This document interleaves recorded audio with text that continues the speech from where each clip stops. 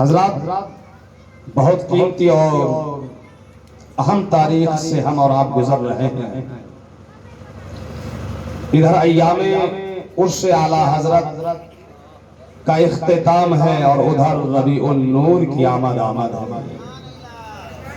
گویا ہمیں مجدد اعظم سیدھے رسول اعظم کی بارگاہ میں پہنچا رہے ہیں۔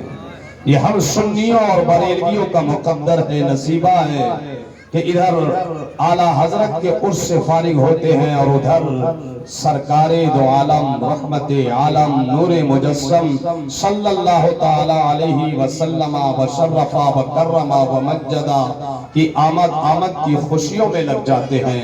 اللہ اللہ حضرات گرامی، یہی ہم سنیوں کی خصوصیت ہے کہ ہماری زبانوں میں کبھی ولیوں کا ذکر رہتا ہے، کبھی نبیوں کا ذکر رہتا ہے۔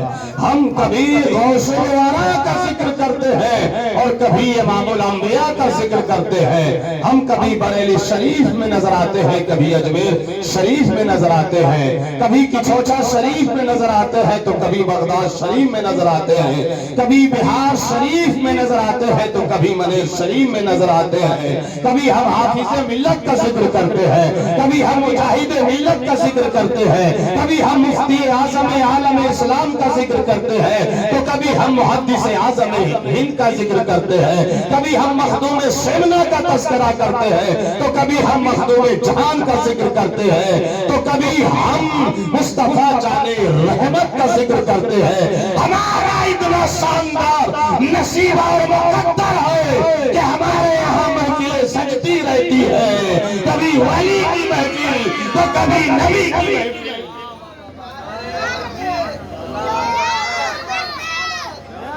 پوری دنیا میں ایک دو نہیں، بہت فرقے ہیں۔ فرقوں کے میں نام لے کر اپنی زبان کو تکلیف اور آپ کی زبان کو بھی تکلیف دینا نہیں چاہتا۔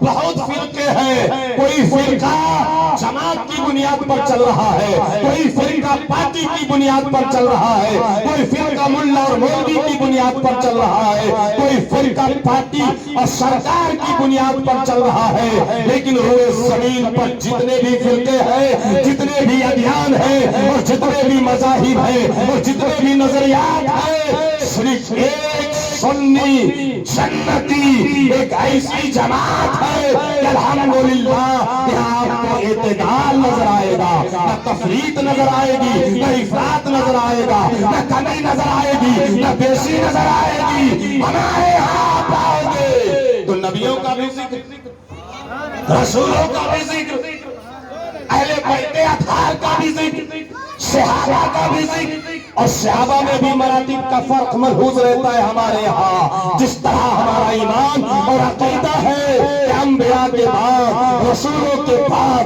پیغمبروں کے بعد ہوئے زمین پر سب سے افضل، سب سے اعلیٰ، سب سے بالا، سب سے افضل اور سب سے افضل ترین شخصیت جو ہے وہ امیر المومنین حضرت ابوبکر صدیق۔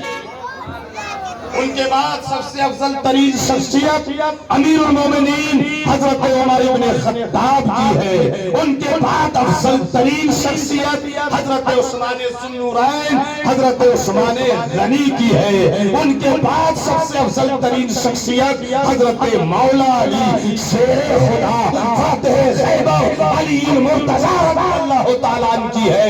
یہی خلافت کی بھی ترتیب ہے، یہی ولایت کی بھی ترتیب ہے، یہی افضلیت کی بھی ترتیب ہے۔ جو ہمارے یہاں خلافت کی ترتیب ہے وہی افضلیت کی ترتیب ہے۔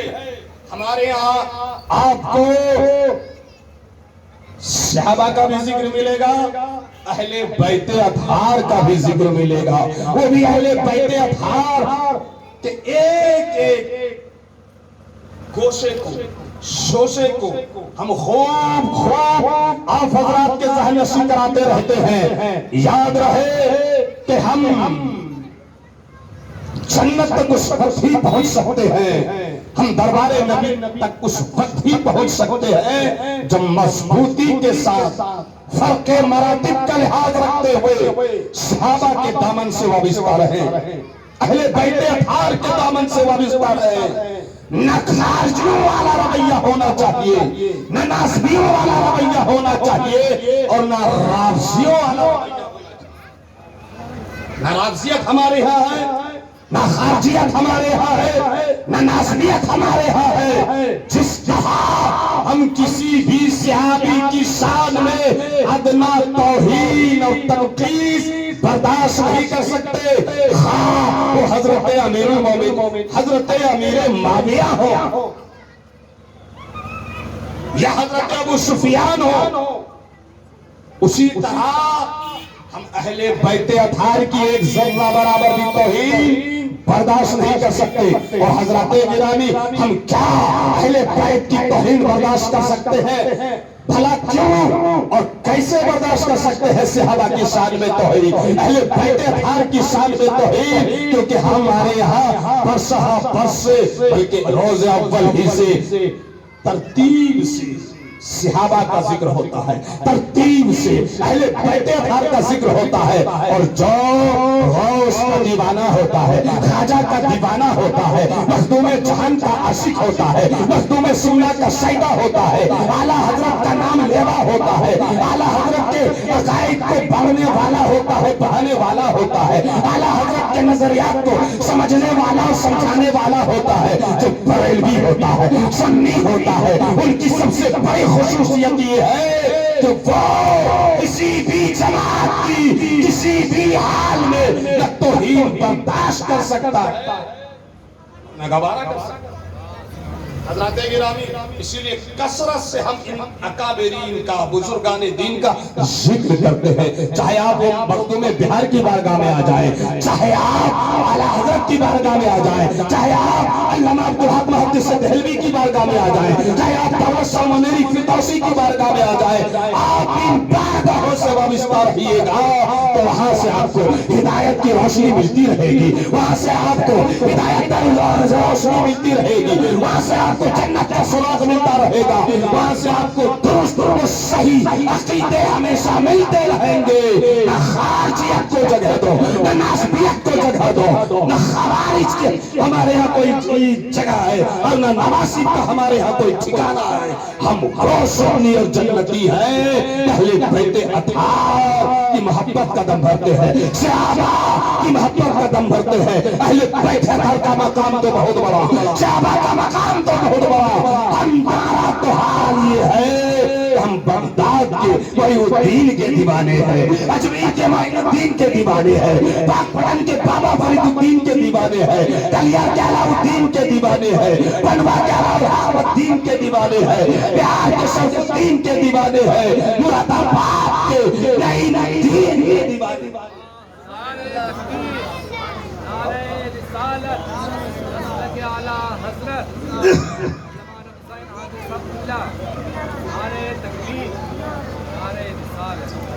حضرات گرامی، ابھی ہم اس سے اعلیٰ حضرت سے فارغ ہوئے ہیں، آپ بھی اس سے اعلیٰ حضرت سے فارغ ہوئے ہیں، الحمدللہ۔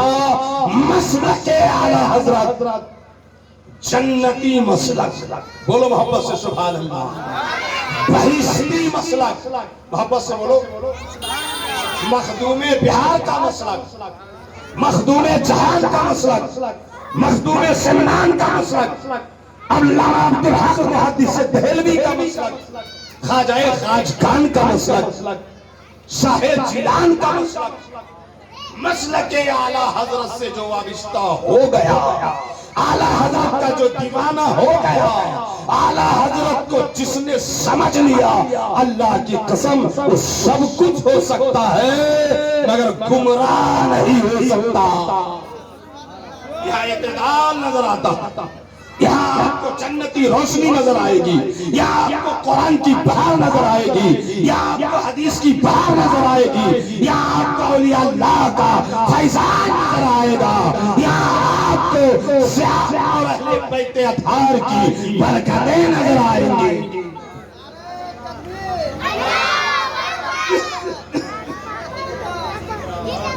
اعلیٰ حضرت ایسے مجدد کا نام ہے کہ جن کی پشت پر غوث اعظم کا ہاتھ ہے، جن کے سر پر امام حسین کے فیضان کا سایہ ہے، کہ جن کے سر پر مولا علی کے علوم و فنون کا فیضان برس رہا ہے. مسلک اعلی حضرت کے مضبوطی سے تھامے رہو، سیدھے جنت تک پہنچ جاؤ.